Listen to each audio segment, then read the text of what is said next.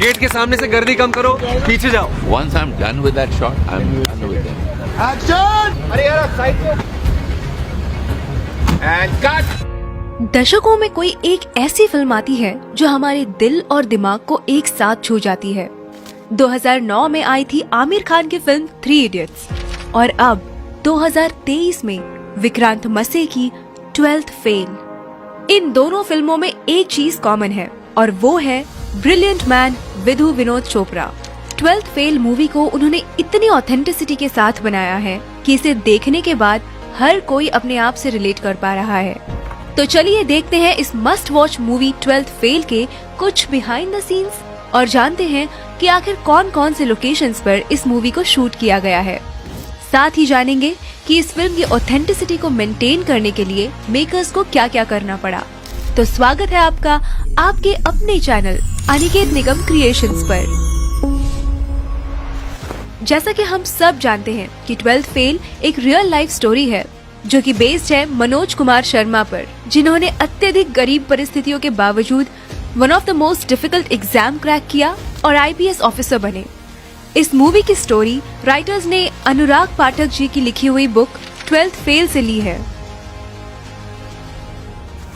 Transformation of Vikrant into Manoj. Vikrant मसे ने जिस परफेक्शन के साथ मनोज कुमार शर्मा के इस कैरेक्टर को प्ले किया है वो शायद ही कोई और कर पाता।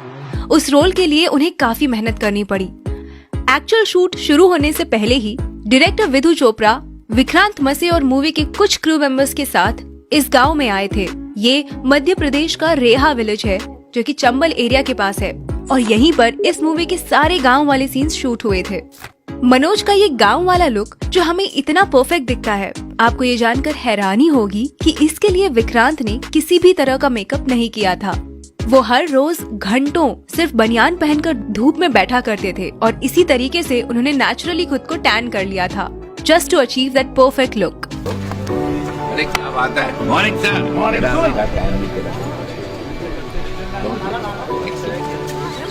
लेकिन ज्यादा धूप की वजह से उनकी स्किन इतनी ज्यादा टैन हो गई थी कि वो जली हुई लग रही थी और ये कुछ सीन्स में एविडेंट भी है।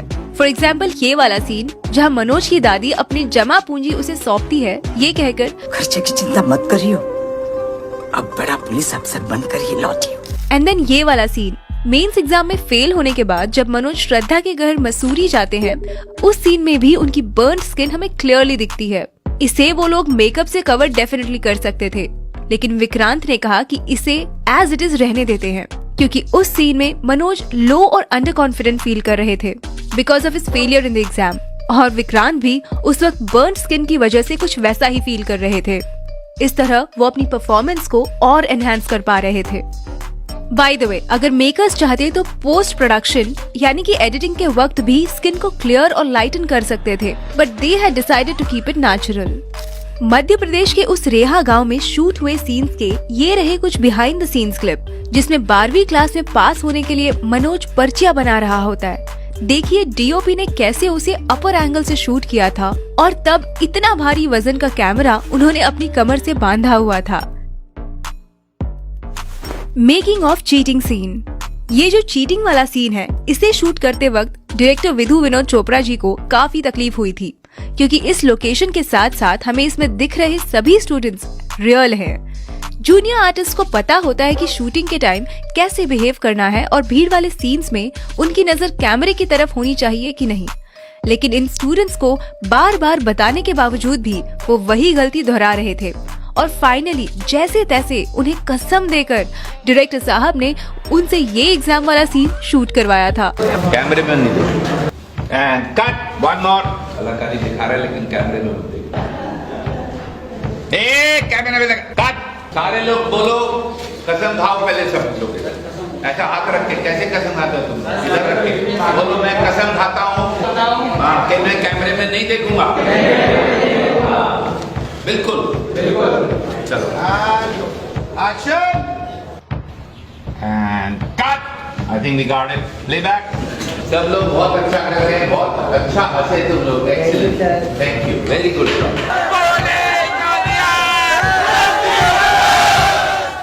Mastering a jugaad driving. Total इसमें 4 और रिवर्स। ये जो सवारी थी उसे गांव वाले लोग जुगाड़ कहते हैं, क्योंकि इसे किसी कंपनी में नहीं बल्कि गांव के किसी बुद्धिमान आदमी ने लिमिटेड रिसोर्सेज से जुगाड़ करके बनाया होता है। इन जुगाड़ू चीजों को चलाना भी उतना ही मुश्किल होता है जितना इसका इनोवेशन। घर के खर्चे निकालने के लिए मनोज और उसका भाई इस जुगाड़ को चलाते हैं। इन कुछ सीन्स के लिए मनोज के भाई का रोल प्ले कर रहे एक्टर राहुल कुमार ने स्पेसिफिकली ये जुगाड़ चलाना सीखा था और तब जाके इसके कुछ सीन्स उसी एमपी के गांव रेहा में शूट किए थे। पहले दिन तो मुझे बहुत तंग किया इस अफलातून ने, लेकिन हाँ धीरे धीरे पकड़ में आई। Making a setup at Mukherjee Nagar. जब मनोज अपने नए नवेले दोस्त पांडे के साथ आईपीएस बनने दिल्ली आता है, तब वो वहाँ लगे हुए सब कोचिंग के एडवर्टाइजमेंट्स वाले ढेर सारे बैनर्स और पोस्टर्स देखता है। उसी के साथ वो मुखर्जी नगर की भीड़ भी देखता है और अपने दोस्त से कहता है, इतने सारे स्टूडेंट है भैया, कैसे हो पाएगा? वेल, ये सब जो बैनर्स वहाँ लगे हुए हैं वो मूवी के प्रोडक्शन डिजाइनर टीम की ही बनाई हुई है। इस सीन को दिल्ली के मुखर्जी नगर में ही शूट किया गया था, जिसे यूपीएससी एस्पिरेंट्स का हब भी कहा जाता है।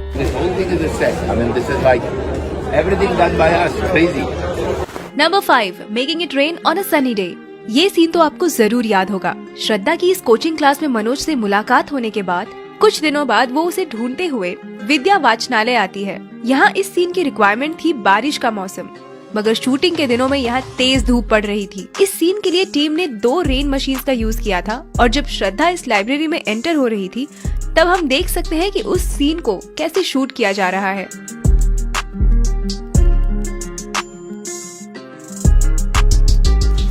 Number 6, Medha sang a song in reality।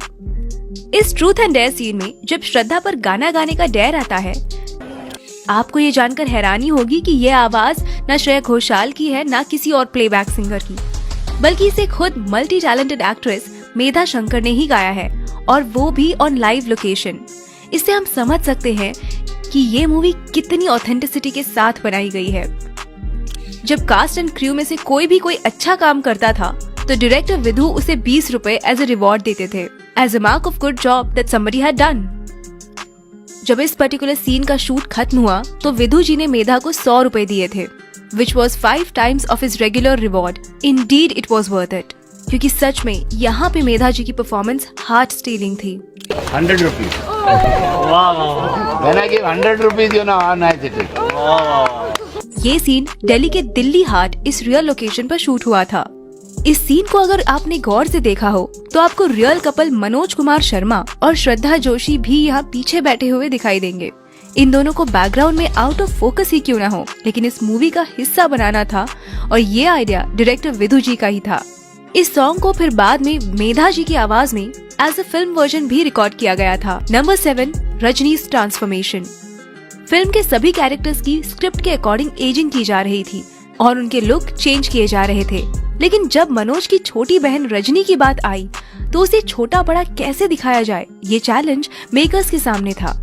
इसकी तो कोई छोटी बहन भी नहीं थी जिसे वो छोटी रजनी दिखाते, लेकिन हाँ इसका एक छोटा भाई जरूर था, तो उन्होंने उस पर ये एक्सपेरिमेंट किया और उस लड़के को ही छोटी रजनी बनाकर शूट किया। और क्योंकि वो दोनों भाई बहन थे, उनके फेस कट्स अच्छे से मैच हो रहे थे और कुछ इस तरह उन्होंने रजनी के कैरेक्टर में ऑथेंटिसिटी मेंटेन की थी। Number 8, special appearance of doctor Vikas Divya Kirti. हम सब इससे वाकिफ हैं कि 12th फेल में दृष्टि आईएएस के founder and coach Vikas sir का स्पेशल अपीयरेंस है। डायरेक्टर ने एक्शन बोलते ही विकास सर की क्लासरूम में एंट्री हो जाती है। सर आगे जाकर स्टूडेंट्स को सिविल सर्वेंट का महत्व समझाते हैं। And action! आइए Vikas sir, very good, walk fast.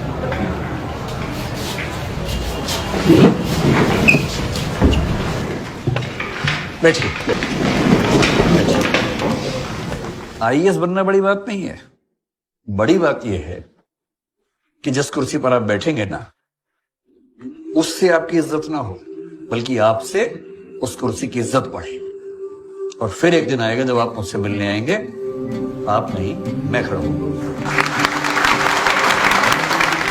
जब ये शॉट फाइनलाइज हुआ तो डायरेक्टर विधु जी ने विकास सर को गले लगाया और उन्होंने इसके बारे में क्या कहा, सुनिए।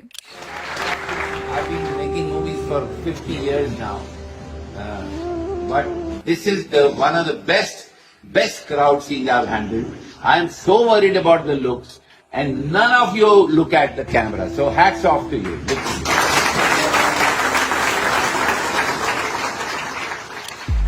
आपकी जानकारी के लिए बता दें कि इस मूवी के कुछ सीन्स और डायलॉग्स विकास सर ने खुद ही लिखे हैं, खास करके ये लास्ट वाला इंटरव्यू वाला सीन। 12th फेल को पहले राजकुमार ईरानी डायरेक्ट करने वाले थे, लेकिन इसे लिखते लिखते विधु जी इन कैरेक्टर्स से कुछ इस तरह अटैच हुए कि उन्होंने इसे खुद ही डायरेक्ट करने का फैसला किया। यूजुअली विधु विनोद चोपड़ा अपने फ्रेंड्स राजकुमार ईरानी और अभिजात जोशी के साथ कोलैबोरेट करके लिखते हैं, लेकिन उस टाइम पीरियड में वो दोनों डंकी पर काम करने में बिजी थे। काश राजकुमार ईरानी डंकी की बजाय 12th फेल को डायरेक्ट करते। उनकी डंकी ने तोड़ी हुई ब्लॉकबस्टर की स्ट्रीक टूटने से तो बच जाती। Shooting at UPSC headquarter. Climax में जब यूपीएससी के प्रीलिम्स और मेंस को क्वालिफाई करने के बाद मनोज को जो इंटरव्यू कॉल आता है, तब मनोज के साथ श्रद्धा उसे यूपीएससी हाउस तक छोड़ने आती है। यहाँ गेट के बाहर जितने भी सीन्स हैं, इन्हें रियल लोकेशन दिल्ली के धौलपुर हाउस पर ही शूट किया गया है। ये वही जगह है जहाँ पर यूपीएससी के इंटरव्यूज लिए जाते हैं, और यहाँ पर मूवी को शूट करने के लिए मेकर्स को स्पेशल परमिशन लेनी पड़ी थी। लेकिन उसके बाद के जितने भी अंदर वाले सीन्स हैं, उन्हें वहाँ शूट के लिए परमिशन नहीं मिली, और इसी के कारण उन्होंने ये सारे सीन्स इसी हाउस के रेप्लिका में शूट किए थे। ये एग्जैक्ट रेप्लिका न्यू दिल्ली में रिकंस्ट्रक्ट किया गया था। Making of the song restart. Bollywood में जो पहले कभी ना बना हो, कुछ ऐसा एंथम सॉन्ग डायरेक्टर विधु जी को इस 12th फेल मूवी के लिए बनाना था। जैसे कि कोई कमरे में गा रहा हो, थोड़ा सुरीला और थोड़ा बेसुरा, थोड़ा आगे थोड़ा पीछे। तो शांतनु मोइत्रा ने इस रीस्टार्ट सॉन्ग को कंपोज किया था, और देखिए इसे कैसे रिकॉर्ड किया जा रहा है। विधु जी ने इसे उनके असिस्टेंट डायरेक्टर से रिकॉर्ड करवाया था, क्योंकि उनका कहना था कि ये लोगों का गाना है, तो लोगों को ही गाना है। Detailing in the shots. 12th fail को कम्प्लीटली ऑथेंटिक बनाती है इस पर की गई डिटेलिंग। तो चलिए बात करते हैं इस मूवी के कुछ डिटेल्ड सीन्स की। सबसे बेस्ट चीज ये थी कि मनोज कुमार शर्मा और श्रद्धा जोशी, इन दोनों के भी रियल लाइफ के नेम्स मूवी में भी एज इट इज रखे गए थे। मनोज गरीब घर से बिलोंग करता है, तो उसके सभी सॉन्ग्स हमें क्लासिकल बैकग्राउंड म्यूजिक के ही सुनने को मिलते हैं।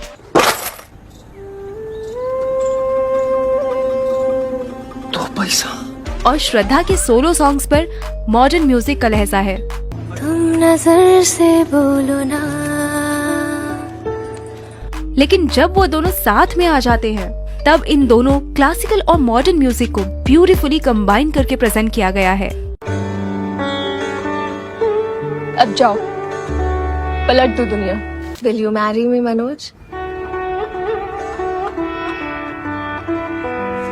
श्रद्धा डिप्टी कलेक्टर बनने के बाद जब मनोज के इंटरव्यू के दिन दिल्ली आती है, जिस व्हाइट एम्बेसडर कार में वो दोनों यूपीएससी के लिए ट्रैवल करते हैं, उस कार के नंबर प्लेट की शुरुआत यूए यानी कि तब के उत्तरांचल और आज के उत्तराखंड को रिप्रेजेंट करती है। 12th फेल के ऑलमोस्ट सभी सीन्स रियल लोकेशन पर ही शूट हुए हैं। हालांकि गांव वाले सभी सीन्स को डायरेक्टर और team easily Mumbai film city में शूट कर सकते थे, but they decided to shoot it in the real village of Reha, just to be a lot more authentic. ये पहली ऐसी फिल्म है जो रियल मुखर्जी नगर और राजेंद्र नगर में शूट हुई है, और वो भी रियल यूपीएससी स्टूडेंट्स के बीच। मुखर्जी नगर में हर हिंदी मीडियम का वो बच्चा था जो अपने गांव में ये भूल के आया था कि मुझे कुछ करके दिखाना है। उसमें भी एक इस मूवी का हर एक सीन डिटेल है, जिन्हें डायरेक्टर और उनकी टीम ने काफी मेहनत और ध्यान से बनाया है। हार नहीं मानूंगा 12th fail restart based on A true story inspired by million true stories. इसका माने क्या है? हजारों कहानियों से प्रेरित है, तो हजारों कहानियां किनकी कहानियां हैं? वो आपकी कहानी है। और वो पोस्टर में आप ढूंढते रहिएगा कि हीरो कहाँ है, वो आपको नजर नहीं आएगा। एक्चुअली इसमें अगर हम स्पॉट पे हीरो कॉन्टेस्ट करें तो बहुत इंटरेस्टिंग होगा, आपको पता ही नहीं लगेगा कि है कहाँ। यही मैं कहना चाह रहा हूँ। इसमें तो एरो लगाया है हमने आपके लिए कि आप ढूंढ लें कि हीरो कहाँ। ये होते हैं रियल हीरो। हजारों में से एक मनोज, जैसे हजारों लोगों लाखों लोगों में आप एक। कई लोगों ने कहा कि सुनता हीरो जो गौरी भैया है, कोई कहता पांडे है, कोई कहता मनोज है, कई कहते श्रद्धा है। तो जब आप ये फिल्म देखें तो हमको जरूर बताइएगा कि आपकी नजरों में इस फिल्म का सही हीरो कौन। मैं भी हो सकता हूँ, अगर आपको लगता है मैं हूँ तो वो बता दीजिए। 12th फेल 27 अक्टूबर 2023 को थिएटर्स में रिलीज हुई थी। रिलीज पर क्रिटिक्स ने तो इसे अच्छा रिस्पांस दिया ही था, लेकिन पब्लिक ने भी इसके तारीफों के पुल बांध दिए थे। यही नहीं, बल्कि कमल हासन सर ने भी 12th फेल देखने के बाद तारीफ भी की थी।